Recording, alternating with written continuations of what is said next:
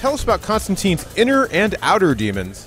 Inner and outer demons. Well, I think we all have our inner demons, don't we, from our own past and stuff. And John has particularly got a lot of them himself, you know. And I think it's really interesting playing a character that kind of struggles with such guilt and torment every day, and then covers it up with a dry, cynical wit, you know. And I think, you know, that reflects then on how he kind of takes it into, you know, his life and takes on the outer demons as well. So that's the kind of the juxtaposition then of the two things. You know, he's actually by fighting the outside, he feels like he's doing something to the inside, but actually he's not tackling the root of the problem, which is, you know, his guilt and his torment and the fact that, you know, he's actually a bit of a bastard.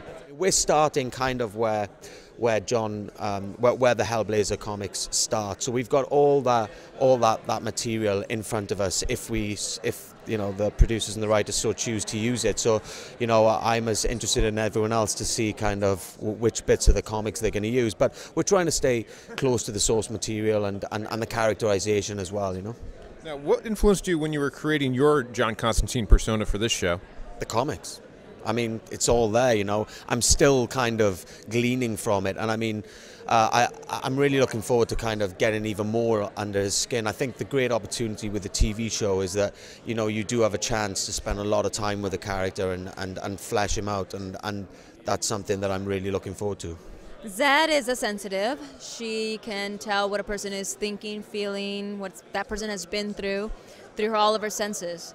So it makes her extremely particular in John's life because he tries to hide, you know, certain situations in his life, and she comes to push him and tell him, you know, what's the reality of things. She can know what a person is dealing with, you know, through objects.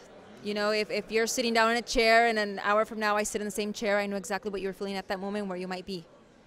So that's interesting, and she can also, you know, hold your arm and know exactly what you're thinking right now. So Manny is Constantine's guardian angel, and I would say he's his guardian angel of questionable purpose. Like, we're not exactly sure where Manny's coming from or what he's trying to do, but he is there, even though Constantine doesn't want him to be there. So listen, he's not like Zuzu's Petals angel. He's not that guy that's really sweet and nice and stuff like that. He's got his own agenda, and we're unraveling it really slowly throughout the season. So I wouldn't describe it at all. I'd let people just come and check it out and see if they like it. We are starting from the source material, from the master, from Alan Moore, the man who created this character.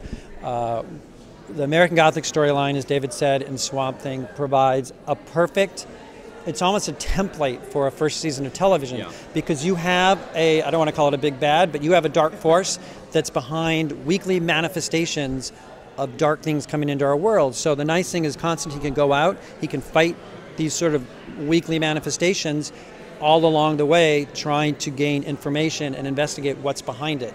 And that is our first season. Now, you've hinted that Jim Corrigan, a.k.a. the Spectre, will probably be coming on this season. Have you cast that role, and are there any other DC cameos that we can look forward to? We have permission to access the rest of the DC Occult universe, and we plan on it. We just want to make sure that it's not guest star of the week. So as they organically sort of fit into the story, and the hope is some of them will actually be recurring characters, we'll start doing things like that. We'll tell you how Jim Corrigan came along. I mean, we had a situation where a cop in one of our stories had to see the dark side. They had to witness something that's actually happening. And as we were breaking that story, we're like, why not? Why not plug into the DC world, introduce a young Jim Corrigan? Now we've laid him into our world, and we have a friend. You know, Constantine now has a friend in law enforcement who he can go back to, who's sympathetic to the fact that, you know, supernatural beings exist. My character is, he's John's best friend. It's his longest surviving friend, and practically his only family.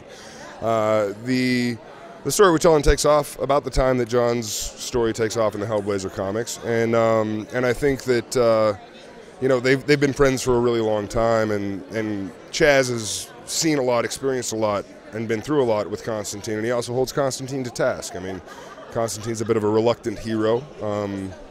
He would probably rather not go about saving the world, but Chaz is there to sort of motivate him and keep him going. I mean, I'm a huge fan of kind of the origin story of their friendship. I don't know if we'll ever get to it, but issue 84 where John goes and lives with Chaz, and there's a demon monkey and Chaz's witch mother, and it's a good issue. It's very funny, very twisted.